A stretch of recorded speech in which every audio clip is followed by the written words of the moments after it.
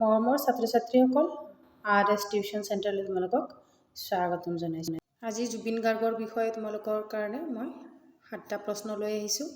গতিকে তোমালোকে মনোযোগ সহকাৰে প্ৰশ্নকেইটা চাই লোৱা। এই প্ৰশ্নকেইটা তোমালোকৰ অকল MCQতে নহয় আৰু বিভিন্ন কামত তোমালোকৰ লাগিব। এই কুৱেশ্যন তোমালোকে জানাটো অতিকৈ দৰকাৰী।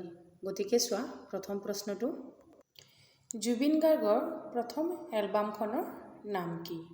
এইটো হৈছে অনামিকা। মনত ৰাখিবা, বৰ ইম্পৰ্টেণ্ট এটা কুৱেশ্যন। তাৰে পিছৰ কুৱেশ্যনটো চাবা, জুবিন গাৰ্গৰ কিমান চনত জন্ম হৈছিল? এইটো হৈছে 1872 চনৰ 18 নৱেম্বৰ। মনত ৰাখিবা। তাৰে পিছৰ কুৱেশ্যনটো হৈছে, কোন ঠাইত জুবিন গাৰ্গৰ জন্ম হৈছিল? এইটো বহুতে যোৰহাট বুলি কয়, কিন্তু এইটো যোৰহাট নহয়, এইটো হৈছে মেঘালয়ৰ তুৰাত জুবিন গাৰ্গৰ জন্ম হৈছিল। মনত ৰাখিবা, বহুতে এইটো প্ৰশ্নত ভুল কৰে।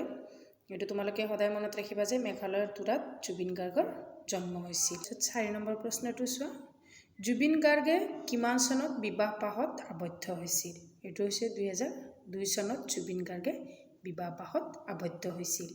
এইবিলাক অপশ্যনেল টাইপো আহিব পাৰে। তোমালোকৰ মোক অপশ্যনবিলাক দি থকা নাই, মই ডাইৰেক্ট এনচাৰটো লিখি দিছোঁ। তাৰে পিছৰ প্ৰশ্নটো চোৱা, জুবিন গাৰ্গৰ পিতৃৰ নাম কি আছিল? এইটো হৈছে মোহিনী বৰঠাকুৰ। ধুনীয়া এটা কুৱেশ্যন।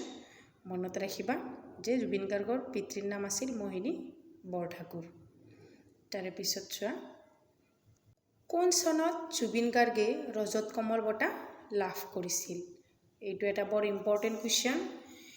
এইটো হৈছে 2007 চনত জুবিন গাৰ্গে ৰজত কমল বঁটা লাভ কৰিছিল।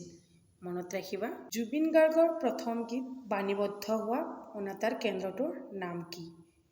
এইটো হৈছে যোৰহাট। মনত ৰাখিবা। ভিডিঅ'টো চাই কেনেকুৱা পালা কমেণ্ট ছেকশ্যনত জনাবা। আৰু নেক্সট এনেকুৱা কুৱেশ্যন তোমালোকৰ কাৰণে লৈ আহিম। গতিকে আজিৰ ভিডিঅ'ত এই 7টা কুৱেশ্যন দিছোঁ।